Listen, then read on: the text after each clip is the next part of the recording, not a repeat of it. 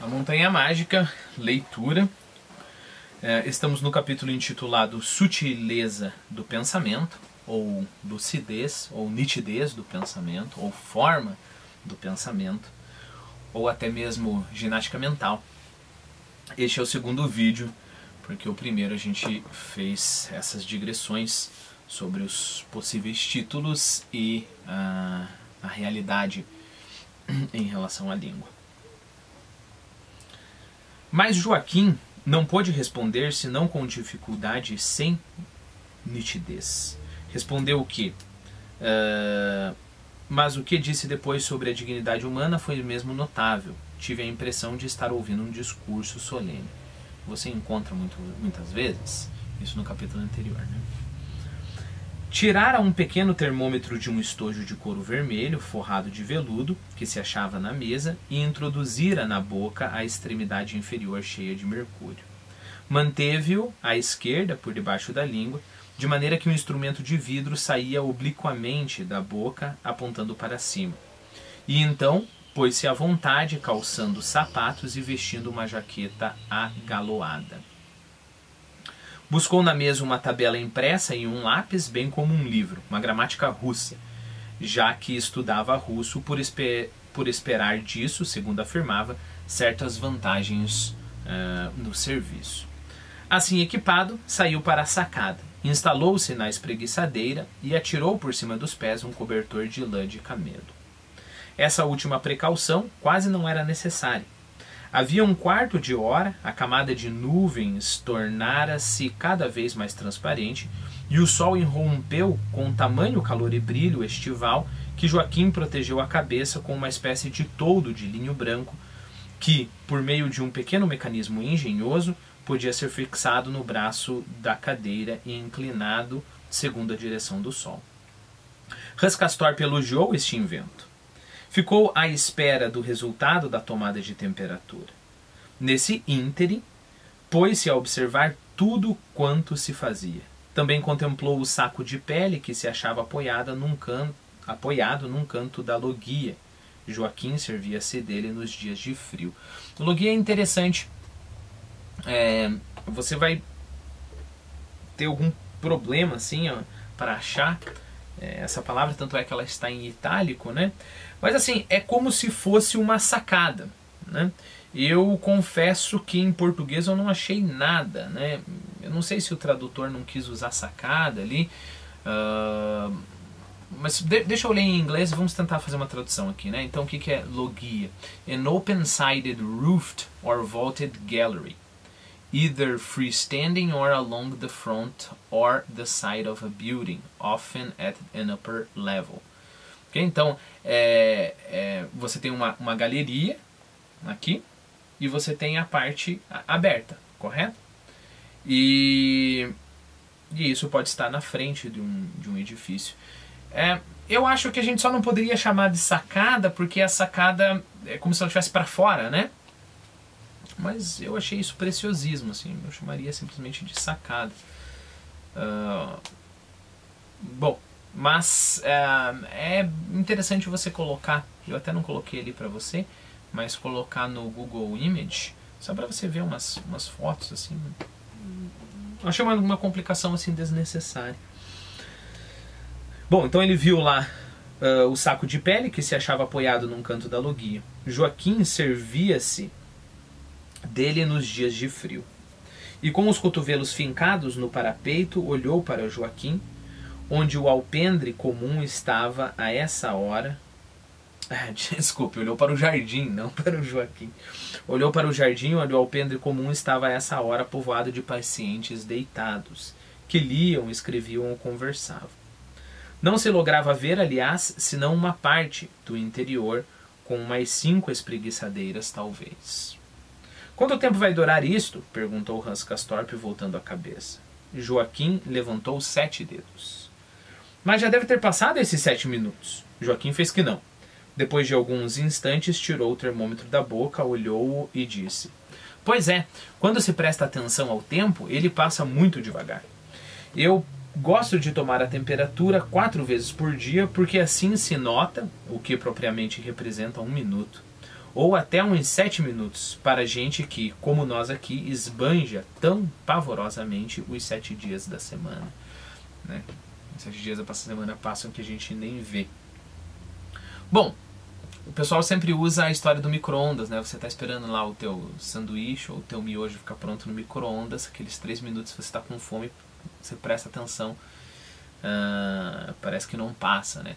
Não é à toa que existe um ditado assim em inglês que é a washed pot never boils, né? Então, se uma panela vigiada nunca ferve, né? Por causa disso. Mas para ver realmente como o tempo prestado atenção passa devagar, eu gosto de lembrar quando eu faço alongamento, né? Você faz aqueles alongamentos difíceis, né? Que dói. E eu faço lá 55 segundos, né?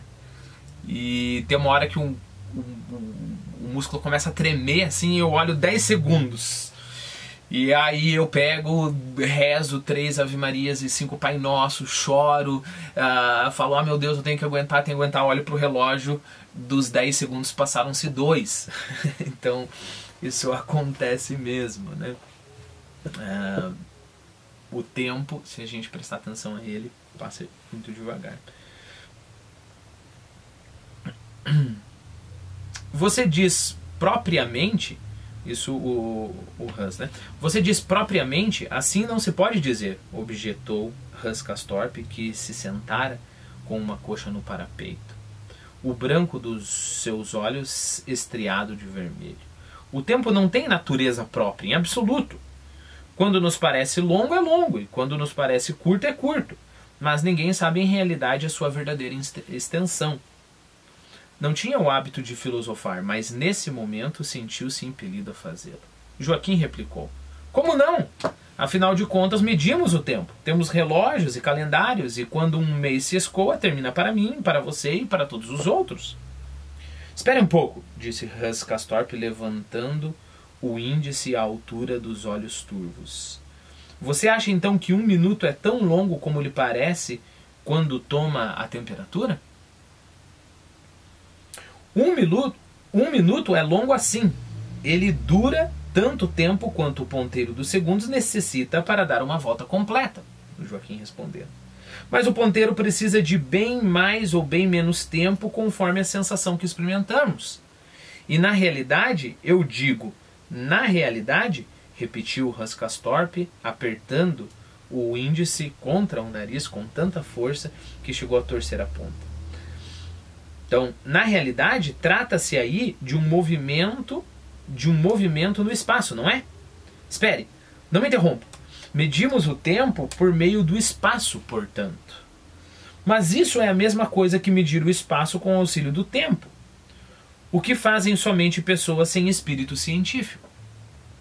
De Hamburgo a Davos são 20 horas. Sim, senhor. De trem. Mas a pé, quantas horas são? E no pensamento? Nem 1 segundo. Escute, disse Joaquim. O que é que você tem? Parece que o ar aqui conosco lhe faz mal. Silêncios. Algo muito sutil me passa pela cabeça. Que é o tempo, afinal? Perguntou Hans Castorp, apertando o nariz para o lado com tamanha violência que a ponta se tornou branca e exangue. Quer dizer, sem sangue, né? Quando você faz assim. Você pode me dizer? Percebemos o espaço com os nossos sentidos por meio da vista e do tato. Muito bem. Mas que órgão possuímos para perceber o tempo? Vou fazer uma anotação aqui que... Essa aqui é uma pergunta que está lá na seção de perguntas, né? Quando a gente responder eu vou falar algumas coisas. Então, que órgão possuímos para perceber o tempo? Você pode me responder? Aí você empaca. Está vendo? Como é possível medir uma coisa da qual no fundo nada sabemos? Nada. Nenhuma das suas características sequer. Dizemos que o tempo passa. Está bem, que passe. Mas para que pudéssemos medi-lo... Espere um pouco. Para que o tempo fosse mesurável, seria preciso que decorresse de um modo uniforme. E onde está escrito que é mesmo assim? Para a nossa consciência não é. Somente o supomos para a boa ordem das coisas e nossas medidas, permita-me essa observação, não passam de convenções. Bem, disse Joaquim, nesse caso é também mera convenção o fato de eu ter, neste termômetro, 4 marcas além do normal. Mas é por causa dessas 5 marcas que preciso cruzar os braços, em vez de seguir a carreira militar. Que coisa nojenta. Você tem 37,5? A temperatura já está baixando, Joaquim fez o registro em sua tabela. Ontem à noite eram quase 38. Foi por causa da sua chegada. Aqui, quem recebe visitas costuma sofrer uma elevação de temperatura. Mas, mesmo assim, é um benefício.